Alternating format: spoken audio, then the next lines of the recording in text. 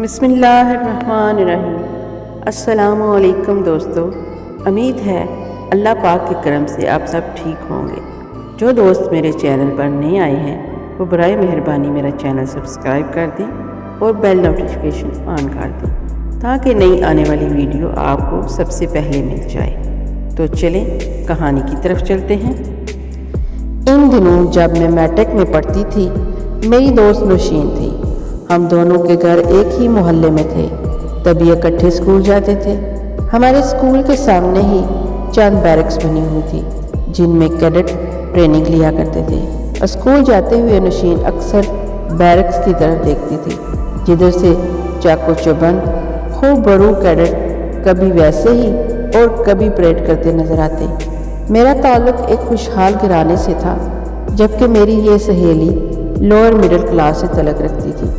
وہ ایک کمرے کے کوارٹر میں ماں باپ اور 6 بہن بھائیوں کے ساتھ رہتی تھی۔ اس کے والد بیرکس کے خانساماں تھے، لہٰذا ان کو رہائش، کھانا اور میڈیکل کی سہولیات حاصل تھی۔ یوں ان کا گزارا ٹھیک ہو رہا تھا۔ جب ہم سکول جا رہے تھے تو کیڈٹ کی پریڈ ختم ہوتی تھی اور کیڈٹ وہاں سے نکل کر اپنی رہائش یونٹس کی طرف رواں داواں ہو جاتے تھے۔ ان میں گلریز خاں بھی تھا، جو نہایت پربرو، لمبا تڑنگا اور سرخ و سفید رنگت والا نوجوان تھا۔ نوشین کے والد کی وجہ سے وہ نوشین کو جانتا تھا، کیونکہ گلریز کا کھانا وہی پکاتے تھے۔ میری سہیلی کو یہ پربرو کیڈٹ بہت پسند تھا۔ اس کا جی چاہتا تھا کہ وہ گلریز سے باتیں کرے، مگر وہ بے نیازی سے ہمارے پاس سے گزر جاتا تھا۔ ایک دن وہ اچانک ہمارے راستے میں آ گیا تو نوشین کے کہنے پر میں نے اس کو سلام کیا۔ اس نے چونک کر میری جانب دیکھا تو میں نے فوراً کہا، معاف کیجیے گا، جان پہچان کے لیے یہ ضروری تھا۔ ابھی میں نے اسی قدر کہا تھا کہ فوراً نوشین نے ایک رکا آگے کر دیا جو وہ پہلے ہی لکھ کر لائی تھی۔ اگلے روز اسی وقت پھر وہی نوجوان ہم کو راستے میں ملا، تبھی اس نے رکا آگے بڑھایا۔ نوشین نے اس کے ہاتھ سے لینا چاہا، مگر اس نے اس کی بجائے پرچہ مجھے تھما دیا اور آگے بڑھ گیا۔ میں نہیں جانتی اس حرکت سے نوشین پر کیا گزری۔ رستے بھر وہ خاموش رہی۔ کلاس میں آتے ہی چہ بجی بین ہو گئی اور اس کا رویہ میرے ساتھ انتہائی درست ہو گیا تھا۔ میں جان گئی کہ نوشین اس لڑکے کو پسند کرتی ہے۔ چھٹی کے وقت ہم نے یہ رکا کھولا تو اس میں درج تھا، میں آپ کا نام نہیں جانتا، مگر نام جاننے اور دوستی کے لیے یہ بہت ضروری تھا۔ تبھی رکا لکھنا مناسب سمجھا، اور ہاں، میرا نام گلریز خان ہے۔ ساتھ اس نے اپنا فون نمبر بھی لکھا تھا۔ چھٹی کے بعد جب ہم دوبارہ اسی راستے سے گزرے تو وہ سامنے نظر آ گیا۔ میں اس کی جانب سے دیکھے بنا آگے بڑھ گئی تو وہ ہمارے راستے میں آ گیا اور کہنے لگا کہ آپ نے جواب نہیں دیا۔ وہ بوکھلاہٹ میں صرف اتنا کہہ پائی کہ فون پر جواب دوں گی۔ اس نے سوال کیا کس وقت؟ گھبراہٹ میں اس کو ٹالنے کے لیے کہہ دیا کہ شام کے وقت میں۔ یہ کہہ تو دیا، مگر نوشین میرے پیچھے پڑ گئی کہ فون کرو۔ جب اس نے بہت مجبور کیا، پھر خود ہی نمبر ملا دیا اور فون مجھے تھما دیا۔ فون گلریز خان نے ہی اٹھایا تھا، لیکن اس نے کہا نوشین کے بغیر مجھ سے ملیے۔ بیرکس کے قریب ہی ایک چلڈرن پارک تھا جہاں ہم روز شام کو ملنے لگے۔ نوشین بھی ساتھ ہوتی اور کبھی میں چھٹی کا بہانہ کر کے کسی اور ٹائم پارک چلی جاتی تاکہ وہ ساتھ نہ ہو۔ یوں ہماری ملاقاتوں کا سلسلہ چلتا رہا۔ اس کی ٹریننگ ختم ہوگی۔ گلریز کا خیال تھا کہ کسی دوسرے شہر پوسٹنگ سے قبل وہ رشتے کے لیے میرے والدین سے بات کرے گا۔ ادھر میرے والدین میری شادی کی فکر میں گھلنے لگے۔ کچھ رشتے آئے مگر وہ مناسب نہ تھے، جبکہ گلریز کا مستقبل روزے روشن کی طرح عیاں اور شاندار تھا۔ میرے والدین چاہتے تھے کہ میری جلد از جلد شادی ہو جائے، کیونکہ ابو جان ہائی بلڈ پریشر کے مریض تھے۔ ایک روز اچانک ان کو دل کا دورہ پڑا اور انہیں علاج کی غرض سے ایک دوسرے شہر لے جانا پڑا۔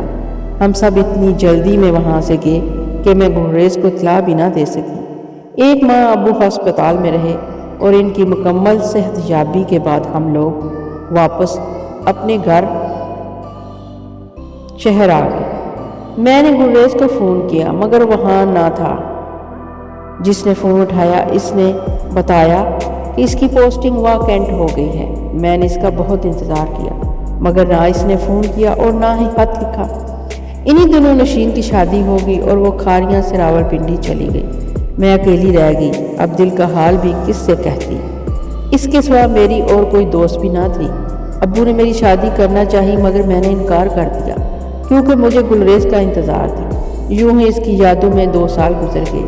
تعلیم مکمل کرنے کے بعد میں نے لیکچرشپ کر لی۔ بھائی اپنے کاموں میں مصروف ہو گئے۔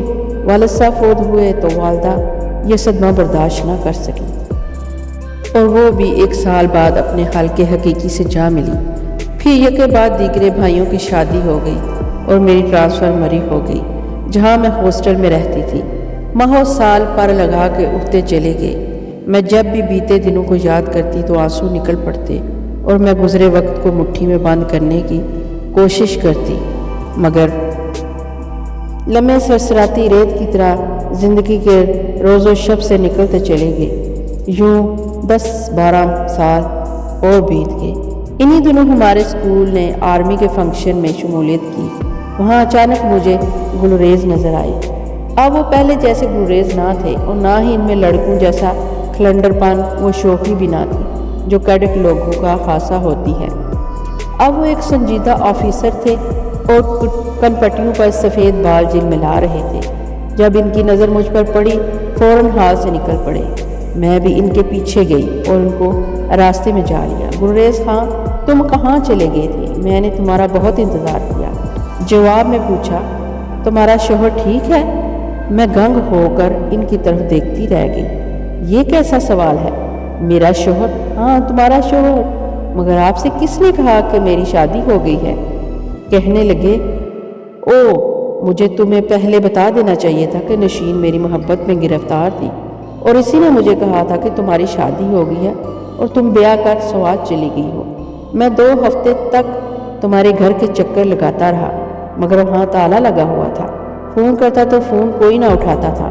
تبھی میں نے یہ سچ جان لیا کہ تمہارے گھر والے تمہارے ساتھ گاؤں چلے گئے ہیں تمہاری شادی کروانے۔ یہ سن کر میں نے سر تھام لیا اور اس کو بتایا کہ نشین نے غلط بتایا ہے۔ ہم لوگ سخت پریشانی میں ابو کے علاج کے سلسلے میں 1 ماہ کے لیے کراچی چلے گئے تھے کیونکہ وہاں میرے تایا ابو ڈاکٹر تھے۔ گلریز کو یہ سن کر حیرت ہوئی کہ میں نے اس کی انتظار کی آس میں ابھی تک شادی نہیں کی۔ اس نے بتایا کہ شادی تو میں نے بھی نہیں کی۔ یوں خدا نے ہم کو ملا دیا کیونکہ ہماری محبت سچی تھی۔ آج میں مسز گلریز ہوں اور اپنے گھر میں بہت خوش ہوں۔ سوچتی ہوں خدا نے مدت بعد ہم کو ملا دیا، لیکن نشین نے کیا خوب میرے ساتھ کیا، پیٹھ پیچھے چھرا گھونپ دیا۔ حالانکہ وہ میری گہری سہیلی تھی۔ تقریباً سال پہلے اطلاع ملی کہ نشین سرطان کے مرض میں مبتلا ہو کر چل بسی ہے۔ میں نے بھی اس کا برا نہیں سوچا، اسے بد دعا تک نہ دی، مگر سچ ہے کہ خدا کی لاٹھی بے آواز ہوتی ہے۔ تو دوستو آج کی کہانی آپ کو کیسی لگی؟ اس کا اظہار کمنٹ باکس میں ضرور کریے گا اور مجھے بتائیے گا کہ آپ کو اور کس طرح کی کہانیاں پسند ہیں۔ میں اسی طرح کی کہانیاں لے کر آنے کی کوشش کروں گی۔ اگلی کسی کہانی تک کے لیے مجھے اجازت دیجیے۔ اپنی دعاؤں میں یاد رکھیے گا۔ پھر ملیں گے انشاءاللہ۔ اللہ حافظ۔